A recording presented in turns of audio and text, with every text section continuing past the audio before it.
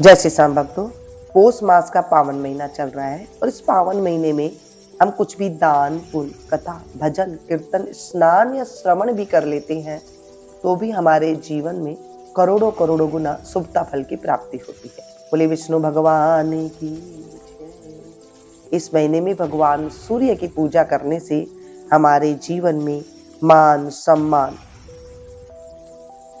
पुत्र और धन की प्राप्ति होती है, शत्रुओं का नाश होता है, आंखों की पीड़ा के अतिरिक्त और जितनी भी शरीर की व्याधियां हैं वो दूर होती है।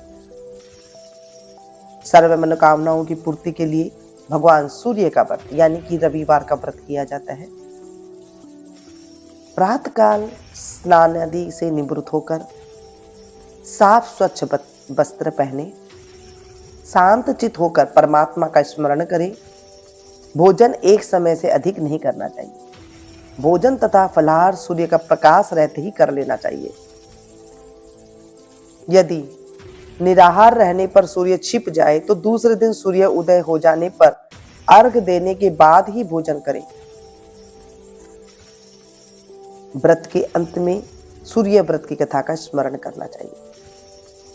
व्रत के दिन नमकीन तेल युक्त भोजन कदापि नहीं करना चाहिए। बोले सूर्यदेव भगवान की, विष्णु भगवान की जय, पौष मास की जय। एक बुढ़िया माई थी, उसका नियम था कि प्रति रविवार को सवेरे ही स्नान आदि करके पड़ोसन की गाय के गोबर से घर को लीप कर फिर भोजन तैयार कर भगवान को भोग लगाकर स्वयं भोजन करती। ऐसा व्रत करने से उसका घर धन्य धन और आनंद से पूर्ण था। इस तरह कुछ दिन बीत जाने पर उसकी पड़ोसन विचार करने लगी कि वृद्धा सर्वदा मेरी गौ का गोबर ले जाती है, इसलिए वह अपनी गाय को घर के भीतर बांधने लगी। बुढ़िया को गोबर न मिलने से रविवार के दिन वह अपने घर को न लीप सकी, इसलिए उसने न तो भोजन बनाया और न ही भगवान को भोग लगाया तथा स्वयं भी उसने भोजन नहीं किया। इस प्रकार उसने निराहार व्रत किया। रात हो गई और वह भूखी सो गई। रात में भगवान ने उसे स्वप्न दिया और भोजन न बनाने तथा भोग न लगाने का कारण पूछा। वृद्धा ने गोबर न मिलने का कारण बताया। तब भगवान ने कहा कि माता, हम तुमको ऐसी गाय देते हैं जिसे सभी इच्छाएं पूर्ण होती है, क्योंकि तुम हमेशा रविवार को गाय के गोबर से घर लीप कर भोजन बनाकर मेरा भोग लगाकर खुद भोजन करती थी। इससे मैं खुश होकर तुमको यह वरदान देता हूं अंत समय में मोक्ष देता हूं। स्वप्न में ऐसा वरदान देकर भगवान अंतर ध्यान हो गए और जब वृद्धा की आंखें खुली तो वहां देखती है कि आंगन में एक अति सुंदर गाय और बछड़ा बंधे हुए हैं। बोले सूर्यदेव भगवान की। वह गाय और बछड़े को देखकर अत्यंत प्रसन्न हुई और उनको घर के बाहर बांध दिया, वहीं खाने को चारा डाल दिया।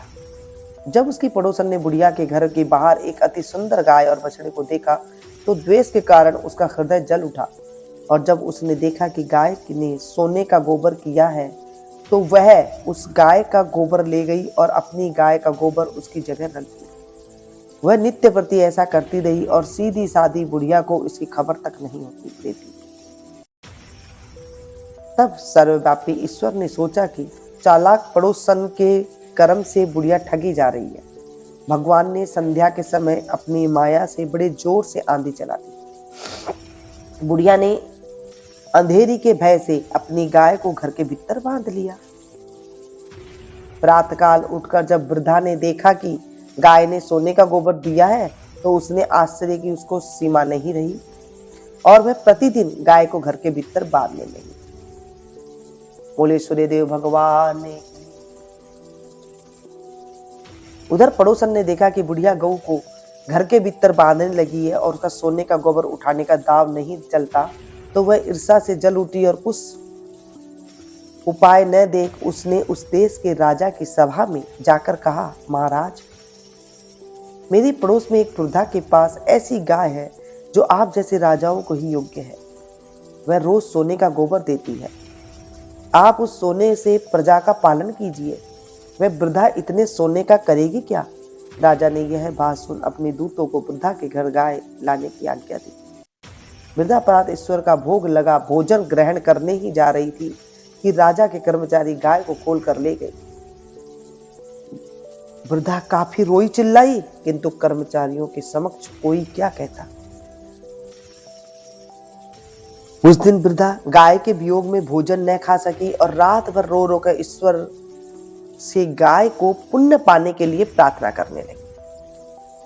उधर राजा गाय को देखकर बहुत प्रसन्न हुआ, लेकिन सुबह जैसे ही वह उठा सारा महल गोबर से भरा दिखाई देने लगा।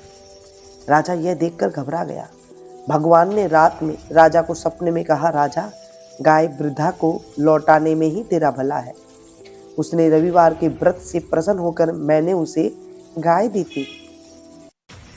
रात होते ही राजा ने वृद्धा को बुलाकर बहुत से धन के साथ सम्मान सहित गाय व बछड़ा लौटा दिया। उसकी पड़ोसन को बुलाकर उचित दंड दिया गया। इतना करने के बाद राजा के महल में गंदगी दूर हो गई। बोले सूर्यदेव भगवान की। उसी दिन से राजा ने नगरवासियों को आदेश दिया कि राज्य की तथा अपनी समस्त मनोकामनाओं की पूर्ति के लिए रविवार को व्रत करो। व्रत करने से नगर के लोग सुखी जीवन व्यतीत करने लगे। कोई भी बीमारी तथा प्रकृति का प्रकोप उस नगर पर नहीं होता था। सारी प्रजा सुख से रहने लगी। बोले विष्णु भगवान की जय, सूर्यदेव भगवान की जय। हे सूर्यदेव भगवान, आज हमने आपकी कथा का स्मरण किया है। इस कथा को सुनाने वाले को, सुनने वाले को, पुकारा भरने वाले को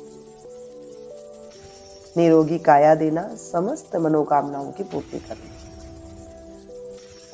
इस व्रत में कोई अधूरी रह गई है तो उसे क्षमा करना, पूरी करना, पूरी हो तो इसे स्वीकार करना। हे मेरे प्रभु, हमारे ऊपर कृपा बनाए रखना। अगर आप व्रत कर सकते हैं तो अति उत्तम है, नहीं कर सकते हैं तो आप कथा का स्मरण अवश्य करें। दिन में जब आपके पास टाइम हो तभी आप आराम से बैठ करके सुनो।